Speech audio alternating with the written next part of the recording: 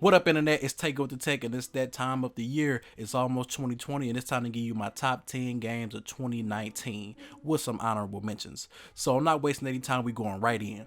At number 10, we have Tom Clancy's The Division 2. It was developed by Massive Entertainment and published by Ubisoft. It is a third-person looter shooter, and I had a ball playing this during my spring break. This released right after my birthday, and luckily my birthday always lands during spring break, so me and a few of my homies ran through the Division 2 storyline and endgame. I didn't get a chance to play the first Division a lot, but after their big update, it seemed like it went well, and the Division 2 pretty much developed upon that. I pretty much played this game for 2 months straight to the point where I maxed out, waited for the update, and maxed out again. The problem with the Division 2 is that they couldn't keep up with enough content for their players, and eventually we lost interest. I would love for them to come out with a big update so I can hop back into it and play it again, or even if they're working on the Division 3, since I'm interested in the second one and really enjoyed it, I would really hope for them to come out with a next one. The Division 2 is available for PlayStation 4, Xbox One, and PC, and should be coming to Google Stadia next year. At number 9, I have an indie game that goes by My Friend Pedro. It is developed by Dead Toast Entertainment and published by Devolver Digital. It is a single player shoot 'em up, and it is one of the most fun games I've played in years. It's not ultra realistic, it's not story driven, it is a gamer's game, something you can just come home to and turn your brain off and just have fun in quick spurts. You go through a variety of levels and kill enemies in the most stylish way possible. I'm talking flips, wall jumps, rolls, kicking objects, going in slow motion, dual wielding weapons. It is so much to do in this game, and if you're the competitive type, they have scoreboards and rankings so that way you can be number one in each and every single level. My Friend Pedro is available for Xbox One, Nintendo Switch, and PC. Man, can PlayStation get some love? No, seriously, this is a game that everyone should be playing. It's cheap, it's fun, and it's something that should definitely be in your library. At number 8, we have Greedfall, developed by Spiders and published by Focus Home Interactive. It is a 17th century single-player action RPG, and the reason why it's on my list is because it was promoted the right way. It was not promoted as a AAA game, it wasn't fully priced, and we went in with the right expectations and was pleasantly delighted. A lot of people could have compared this to The Witcher 3, but since we had trailers and documentaries on this game, we went in with the right mindset and we came out with something good. You play as your own character as they look for a cure for a mysterious plague that's been going around the continent while colonizing and conquering new land and picking which faction you like the most. You have a compelling story with multiple endings and an in-depth skill tree to create your character to your liking. So if you go in with the right expectations, I have no doubt that you will have fun playing Greedfall. This game is available for PlayStation 4, Xbox One, and PC, and it also has enhanced graphical capabilities on the PS4 Pro and the Xbox One X. At number 7, we have Metro Exodus, developed by 4A Games and published by Deep Silver. It is a single-player first-person shooter, and you assume the role of Artyom once again after Metro Last Light's redemption ending. The Metro franchise has always kept my attention, and it's one of my to-go-to PC games, so naturally hearing about Exodus got me hyped. The only controversy they went through was the Epic Games because they went to them first before Steam, and a lot of people had some mixed feelings about that. But it shouldn't really matter because it's on PC either way, so you shouldn't be complaining about what client you have to download it from. But other than that, it's a great game.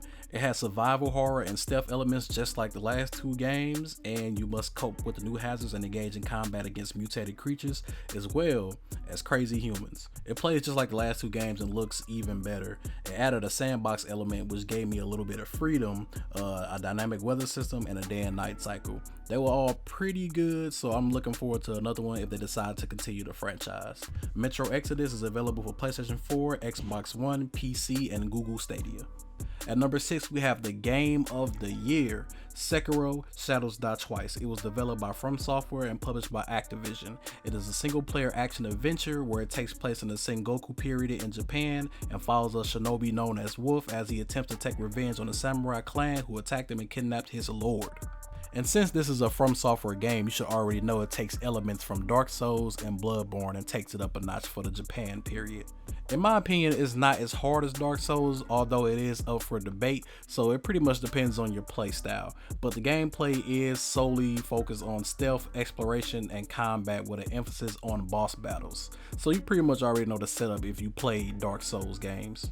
We get the same challenging gameplay with a little bit of verticality, and a brand new story. Sekiro Shadows Die Twice is available for PlayStation 4, Xbox One, and PC. At number 5, we have Resident Evil 2, a gaming franchise that doesn't need introduction. It is a single-player survival horror published and developed by Capcom, and it is a remake of the 1998 game of the same name.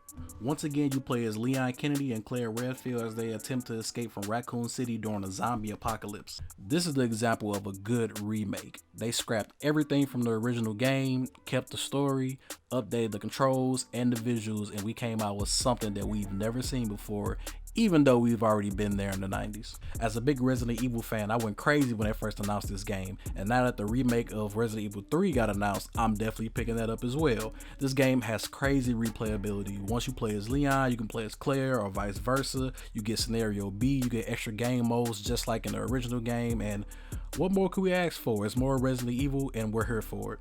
Resident Evil 2 is available for PlayStation 4, Xbox One, and PC. Coming in hot at number 4 is Mortal Kombat 11, another franchise that doesn't need introduction. It was developed by NetherRealm Studios and published by Warner Bros. Entertainment. It is a fighting game that has a single-player story and multiplayer aspects and follows the story of Mortal Kombat X directly afterwards. What more can I say about this franchise that hasn't already been said? I mean, it's more Mortal Kombat. In this year's iteration, we have slower paced gameplay, which is a good thing because it introduces more strategic and competitive gameplay. It introduced offensive and defensive meters, and the crushing blows are absolutely out of this world. You can easily mix those up for fatalities sometimes. When I'm playing and people see it, they're like, wait a minute, there wasn't a fatality? And then I do a fatality. It's just more gore and more craziness to the point where a lot of people are intimidated to play it because it's so gruesome, man, but I love it. It's so wonderful. You can also customize the characters this time around. You got more costumes, more skins, victory poses, fatalities, brutalities. I mean, Mortal Kombat is just a franchise that will never go away in my opinion, and I'm not mad at that. Mortal Kombat 11 is available for PlayStation 4, Xbox One, Nintendo Switch, PC, and Google Stadia. At number 3, I have Devil May Cry 5, another notable franchise developed and published by Capcom. It is a single-player action-adventure hack-and-slash game that picks up 5 years after the events of Devil May Cry 4. Yes, it picks back up the original storyline, and it doesn't have anything to do with the DMC remake, which I actually like, by the way, contrary to popular belief. This time we have 3 different playable characters. We have Dante, Nero, and a brand new character named V, and they all have drastically different playstyles. Even though I still prefer Dante's playstyle, the 2 extra character changes up the pace for me and it keeps it fresh and new. And it's just more DMC. They picked up the original storyline and I can't wait to see where it goes from here. Welcome back, DMC. Devil May Cry 5 is available for PlayStation 4, Xbox One, and PC. Coming in at number 2, and before I give you this name, it was a fight for the number 1 spot. I could not decide, but I had to go with the one with more replayability for the number 1 spot. So, number 2 goes to Star Wars Jedi Fallen Order. It is a single-player action-adventure game developed by Respawn Entertainment and published by EA, and you play as Cal Kestis, a Jedi on the run from the Galactic Empire in hopes of restoring the Jedi Order. The gameplay is Dark Souls inspired, so it plays just like those games, but it's just a little bit more forgiving. The story is on par with the Star Wars movies, the gameplay is solid, the world is big, beautiful, and explorable, the game is optimized, and the voice acting is great. I cannot praise this game enough, and if you want a more in-depth review, make sure you go check out my latest video because I do talk about it. Buy that game, buy it. It is amazing.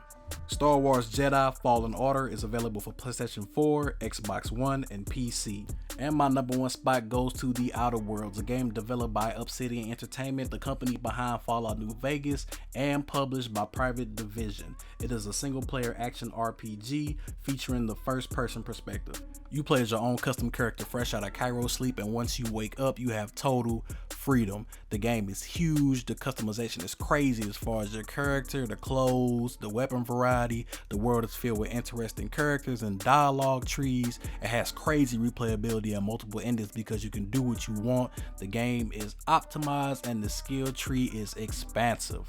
This is another game I did an in-depth review on, so if you want to, make sure you go back and watch it if you didn't. But man, I can talk about this game for hours. I can go in and play as someone totally peaceful and get along with every faction, or I can just commit homicide in every single town and planet that I go to. this game is definitely my game of the year because Star Wars Jedi just doesn't have replayability. It is a great game with a great story, but once you get done with the campaign and you collect everything in the game, there's nothing else for you to do. So I had to give the #1 spot to the Outer Worlds just because I can play this game over and over and have a different outcome every single time. The Outer Worlds is available for PlayStation 4, Xbox One, and PC, and will be coming to Nintendo Switch in 2020. And before we leave, I have to give an honorable mention to a handful of games that I enjoyed this year. And those games are Control, Disco Elysium, Bloodstained Ritual of the Night, Remnant from the Ashes, and Astral Chain. So make sure y'all like, comment, subscribe, man, share. Y'all know how the internet works. I ain't gotta tell y'all. And yeah, I'll see y'all in the next video. We out.